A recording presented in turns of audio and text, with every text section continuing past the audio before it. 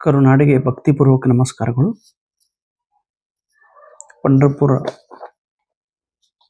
श्री पांडुरंग विठ्ठल रुक्मिणी आषाढ़ एकादशी पवित्र दिवसದಂದು ಈ ಹೊಸ ಪುಸ್ತಕದ ಬಿಡುಗಡೆ ಮಾಡಿದ್ದೇವೆ. HSTR, GPSTR, PSTR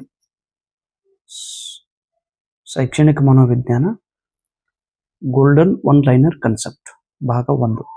ಇದು ತುಂಬಾ ಚಿಕ್ಕ ಬುಕ್ ಇದೆ, ಅತಿ ಸಣ್ಣ ಬುಕ್, 216 ಪೇಜಸ್ ಇರುವಂತ ಬುಕ್. ನನಗೊತ್ತು ನಿಮ್ಮೆಲ್ಲರ ಹತ್ರ ಶೈಕ್ಷಣಿಕ ಮನೋವಿಜ್ಞಾನಕ್ಕೆ ಸಂಬಂಧಪಟ್ಟಂತ ಪುಸ್ತಕಗಳು ಇವೆ. ಈ ಪುಸ್ತಕದ ಅವಶ್ಯಕತೆ ಇಲ್ಲ ಎಂದು ನೀವು ಕೂಡ ಭಾವಿಸಿದ್ದೀರಿ. ಆದರೂ ಕೂಡ ವಿವಿಧ ರಾಜ್ಯಗಳಲ್ಲಿ ಸೆಟ್ ಎಕ್ಸಾಮ್ ಬರೆದು ಬರುವಾಗ ಈ 80 ಪರೀಕ್ಷೆಗಳ ಒಂದು ಅನುಭವವನ್ನು ಆಧಾರವಾಗಿ ಇಟ್ಟುಕೊಂಡು TETನೇ 40 ಬಾರಿ ನಾನು ಪರೀಕ್ಷೆ ಪಾಸ್ ಮಾಡಿರುವುದರಿಂದ ಕೆಸೆಟ್ ಎಕ್ಸಾಮ್ದಲ್ಲಿ ಇಲ್ಲಿವರೆಗೆ 1511 ವಿದ್ಯಾರ್ಥಿಗಳು ಪರೀಕ್ಷೆ ಪಾಸ್ ಆಗಿದ್ದಾರೆ. ನನ್ನ ಪುಸ್ತಕಗಳನ್ನ ರೆಫರ್ ಮಾಡಿ ಮತ್ತು ಯೂಟ್ಯೂಬ್ ಲೆಕ್ಚರ್ಗಳನ್ನ ಕೇಳಿ ಆ ಎಲ್ಲ ವಿದ್ಯಾರ್ಥಿಗಳ ಒಂದು ಗೌರವಪೂರ್ವಕ ಸಲಹೆ ನನಗೆ ನೀಡಿದ್ರು. ದಾನಯ್ಯ ಸರ್, ಈ HSTR, GPSTR ಈ ಪರೀಕ್ಷೆಗೋಸ್ಕರ ದಯವಿಟ್ಟು ಬುಕ್ಗಳನ್ನು ತಾವು ಬರೀಬೇಕು, ನಿಮ್ಮ ಅನುಭವ ನಮ್ಮ ಜೊತೆಗೆ ಹಂಚ್ಕೋಬೇಕಂತೇಳಿ ಎಲ್ಲ ವಿದ್ಯಾರ್ಥಿಗಳು ನನಗೆ ವಿನಂತಿಯನ್ನ ಮಾಡಿದ್ರು. ವಿಶೇಷವಾಗಿ ನಮ್ಮ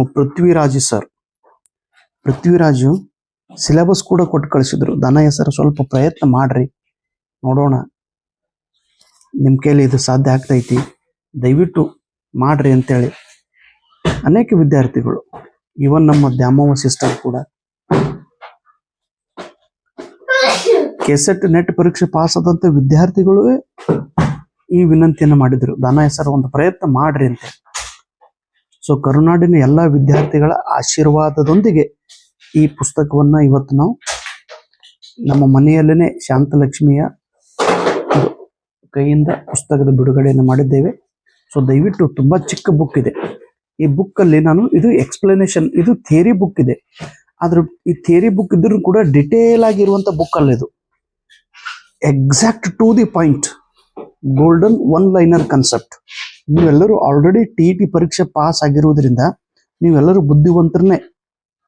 ಆದ್ರೆ ಪರೀಕ್ಷೆಗೆ ಹೋಗುವಾಗ ಒಂದು ರಿವಿಷನ್ ಆಗಲೇಬೇಕು ಅನ್ನೋ ಉದ್ದೇಶದಿಂದ ಇದು ರಿವಿಷನ್ ಪರ್ಪೋಸ್ಗಾಗಿ ಈ ಒಂದು ಶಾರ್ಟ್ ಬುಕ್ ಅನ್ನ ನಾನು ಬರೆದಿದ್ದೇನೆ.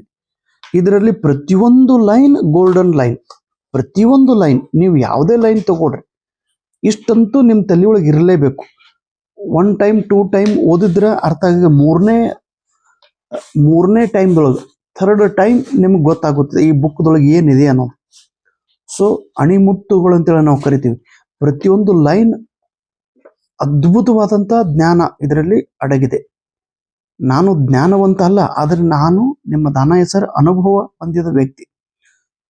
ನಾನು ಆಯ್ಕೆ ಮಾಡಿದಂತ ಪ್ರತಿಯೊಂದು ಸೆಂಟೆನ್ಸ್ ಅದರಲ್ಲಿ ಜ್ಞಾನ ಅಡಗಿದೆ, ಅದರಲ್ಲಿ ಅಂಕಗಳು ಅಡಗಿವೆ. ವಿಶೇಷವಾಗಿ ನೀವು ಕೆಸೆಟ್ ಪರೀಕ್ಷೆ ಪಾಸ್ ಆಗಲೇಬೇಕು ಅನ್ನುವ ಹಠದೊಂದಿಗೆ ನಾನು ಕೆಸೆಟ್ಗಾಗಿ ಏನು ಎಕ್ಸಾಮ್ ಬುಕ್ ಅನ್ನ ಬರೆದಿದ್ದೋ ಅದೇ ಉದ್ದೇಶ ಇಟ್ಕೊಂಡು GPSTR, PSTR, HSTR ಇದರಲ್ಲಿ ನೌಕರಿ ಸಿಗಲೇಬೇಕು ವಿದ್ಯಾರ್ಥಿಗಳಿಗೆ ಅನ್ನೋ ಉದ್ದೇಶದಿಂದ ಇದು ಗೋಲ್ಡನ್ ಒನ್ ಲೈನರ್ ಬುಕ್ ಅನ್ನ ಬರೆದಿದ್ದೇನೆ. ತಾವೆಲ್ಲರೂ ಈ ಬುಕ್ ಅನ್ನ ತಗೊಂಡು ವ್ಯವಸ್ಥಿತವಾಗಿ ಓದಬೇಕು. ಒಂದೊಂದು ಲೈನ್ ಅಲ್ಲಿ ಒಂದೊಂದು ಬಂಗಾರ ಅಡಗಿದೆ. ನೋಡ್ರಿ, ಮನೋವಿಜ್ಞಾನ ಎಂಬ ಪದವು ಪ್ರಾಚೀನ ಗ್ರೀಕ್ ಭಾಷೆಯ 2 ಪದಗಳಿಂದ ಬಂದಿದೆ. ಪ್ರಶ್ನೆ ಹಿಂಗೆ ಕೇಳ್ತಾರೆ, ಮನೋವಿಜ್ಞಾನ ಸೈಕಾಲಜಿದು ಯಾವ ಭಾಷೆಯಿಂದ ಬಂತು? ಗ್ರೀಕ್.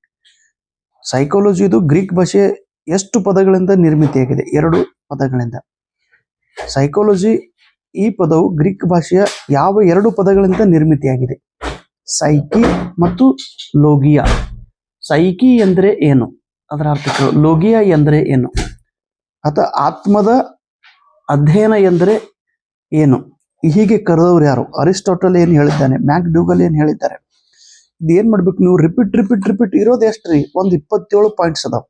ರೂಸೋ ಅವರು ಪ್ರಕೃತಿ ಆಧಾರಿತ ಶಿಕ್ಷಣವನ್ನು ಎಮಿಲಿ ಕೃತಿಯಲ್ಲಿ ವಿವರಿಸಿದ್ದಾರೆ. ಪ್ರಶ್ನೆ ಹಿಂಗೆ ಕೇಳ್ತಾರೆ ನೋಡ್ರಿ, ಎಮಿಲಿ ಕೃತಿಯನ್ನು ಬರೆದವರು ಯಾರು? ರೂಸೋ. ರೂಸೋ ಅವರು ಎಮಿಲಿ ಕೃತಿಯಲ್ಲಿ ಯಾವ ಶಿಕ್ಷಣದ ಆಧಾರಿತ ಇದನ್ನು ಬರೆದಿದ್ದಾರೆ? ಪ್ರಕೃತಿ ಆಧಾರಿತ ಅಥವಾ ಪ್ರಕೃತಿ ಆಧಾರಿತ ಶಿಕ್ಷಣವನ್ನು ಎಮಿಲಿಯಲ್ಲಿ ಯಾರು ಬರೆದಿದ್ದಾರೆ? ರೂಸೋ ಅವರು ಬರೆದಿದ್ದಾರೆ. ಇದನ್ನು ನೀವು ಹಿಂಗ ತಿರುಗಿಸಿ ಪ್ರಶ್ನೆಯನ್ನ ಕೇಳಬೇಕು. ಪ್ರಶ್ನೆ ಅದೇ ಇರ್ತೈತಿ, ಬಟ್ ಅದನ್ನ ನೀವು ಯಾವ ರೀತಿ ಅರ್ಥ ಮಾಡ್ಕೊಂತೀರಿ, ರಿಪೀಟ್ ಇದೇ ಕಾನ್ಸೆಪ್ಟ್ ಅನ್ನ ಓದ್ರಿ. ಅದ್ಭುತ ಬುಕ್ ಅದ ತಮ್ಮ, ನಿಜ ಹೇಳ್ತೀನಿ. ನೀವು ಬುಕ್ ತಗೊಂಡು ನಾನು ಬರೆದಿರೋ ಬುಕ್ದೊಳಗಿಂದು ಎಕ್ಸ್ಟ್ರಾ ಪಾಯಿಂಟ್ ಇದರಲ್ಲಿ ಏನು ಆ್ಯಡ್ ಮಾಡಬೇಡಿ, ಅಥವಾ ನಾನು ಬರೆದಿದ್ದು ಬುಕ್ದೊಳಗಿಂದು ಯಾವುದೇ ಲೈನ್ ಕಟ್ ಮಾಡಬೇಡಿ. ಇದರಿಂದ ಮತ್ತೆ ಹೊಸ ನೋಟ್ಸ್ ಅನ್ನ ತೆಗಿಬಾರ್ದು. ಆಲ್ರೆಡಿ ಇದು ನೋಟ್ಸ್ ಇರೋದೇ, ಇದರಿಂದ ಮತ್ತೆ ಹೊಸ ನೋಟ್ಸ್ ತೆಗಿಯೋ ಅವಶ್ಯಕತೆ ಇಲ್ಲ. ಇದರಲ್ಲಿ ಮತ್ತೆ ಏನು ಹೊಸದಾಗಿ ಏನು ಕೂಡಿಸೋ ಅವಶ್ಯಕತೆ ಇಲ್ಲ.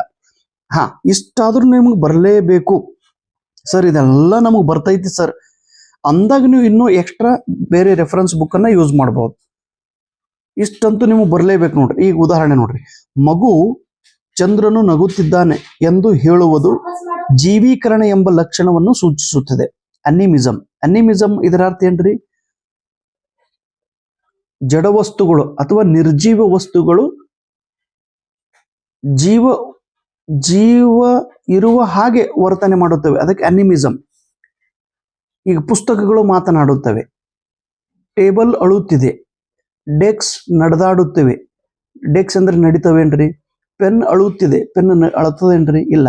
ಅದ್ರ ನಿರ್ಜೀವ ವಸ್ತುಗಳು non living thing. Yes, non living things are living. Non living things ಅದರೊಳಗೆ ಲಿವಿಂಗ್ ಫೀಲಿಂಗ್ಸ್ ಇದ್ದರೆ ಅದಕ್ಕೆ ಅನಿಮಿಸಮ್ ಎಂದು ಕರೆಯುತ್ತಾರೆ. ಹೀಗೆಲ್ಲ ಇಷ್ಟೆಲ್ಲ ಪಾಯಿಂಟ್ಸ್ಗಳು ನೀವು ರಿಪೀಟ್ ಓದ್ರಿ ತಮ್ಮ ತಂಗಿದರೆ. My dear students, John Locke ಅವರ ಪ್ರಕಾರ ಶಿಶುವಿನ ಮನಸ್ಸು ಟ್ಯಾಬುಲಾ ರಸ ಅಥವಾ ಖಾಲಿ ಫಲಕದಂತಿರುತ್ತದೆ. ನೋಡ್ರಿ, ಜಾನ್ ಲಾಕ್ ಅವರು ಹೇಳಿದ ಟರ್ಮ್ ಯಾವುದು? ಟಬುಲಾ ರಸ. ಟಬುಲಾ ರಸ ಎಂದ್ರೇನು? ಖಾಲಿ ಫಲಕ. ಖಾಲಿ ಫಲಕ ಕಾನ್ಸೆಪ್ಟ್ ಹೇಳಿದ ವ್ಯಕ್ತಿ ಯಾರು? John Locke. ಈ ರೀತಿ ಪ್ರಶ್ನೆಗಳನ್ನ ನಿಮಗೆ ಹಿಂಗೆ ರಿಪೀಟ್ ಹೊಳ್ಳಿಸಿ ಕೇಳ್ತಾರೆ ನೋಡ್ರಿ. ಅದೇ ಹಿಂಗಾಗಿ ನೀವು ಹೊಳ್ಳಿಸಿ ಓದ್ಕೋಬೇಕು ಇದನ್ನ. ಹೊಳ್ಳಿಸಿ ಓದ್ರಲ್ಲ, ಎಕ್ಸ್ಟ್ರಾ ಏನೂ ಓದ್ಬೇಡ್ರಿ. ಇಷ್ಟು ಓದಿದ್ರೆ ಸಾಕು ನೋಡ್ರಿ. Selection primary school teacher, high school teacher, college ಸಲುವಾಗಿ ಇದು ಇಲ್ಲಮ್ಮ. ಕಾಲೇಜ್ ಸಲುವಾಗಿ ಅದು ಬೇರೆ, ಅದು ನೆಟ್ ಸೆಟ್ ಬುಕ್. ಇದು ಹೈಸ್ಕೂಲ್ ಟೀಚರ್, ಪ್ರೈಮರಿ ಟೀಚರ್ ಅಥವಾ ಗ್ರಾಜ್ಯುಯೇಟ್ ಪ್ರೈಮರಿ ಟೀಚರ್ ಹಿಂಗದವ್ರಿ ಇವೆಲ್ಲ. ಜಬರ್ದಸ್ತ್. ನೋಡ್ರಿ, ಗೋಲ್ಮನ್ ಎಂಬ ಹೆಸರು ಭಾವನಾತ್ಮಕ ಬುದ್ಧಿಮತ್ತೆಯೊಂದಿಗೆ ಸಂಬಂಧಿಸಿದೆ. ಎಮೋಷನಲ್ ಕೋಶಂಟ್, ಎಮೋಷನಲ್ ಇಂಟೆಲಿಜೆನ್ಸ್ ಹೇಳಿದವರು ಯಾರು? ಗೋಲ್ಮನ್. ಗೋಲ್ಮನ್ ಅವರು ಯಾವ ಕಾನ್ಸೆಪ್ಟ್ ಹೇಳಿದ್ದಾರೆ? Emotional intelligence.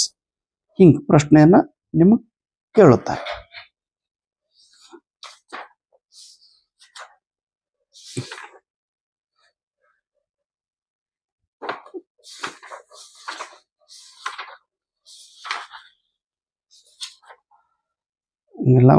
ಹಿಂಗೆಲ್ಲ ಅದಾವ್ರಿ, ಇವೆಲ್ಲ ಗೋಲ್ಡನ್ ಪಾಯಿಂಟ್ಸ್ ಅದಾವ. ಸೊ ಪ್ಲೀಸ್ ಇದನ್ನ ಓದಿ ಪರೀಕ್ಷೆನ ಪಾಸ್ ಮಾಡಬೇಕು ನೀವು. ಓಕೆ, ಥ್ಯಾಂಕ್ ಯು, ನಮಸ್ಕಾರ.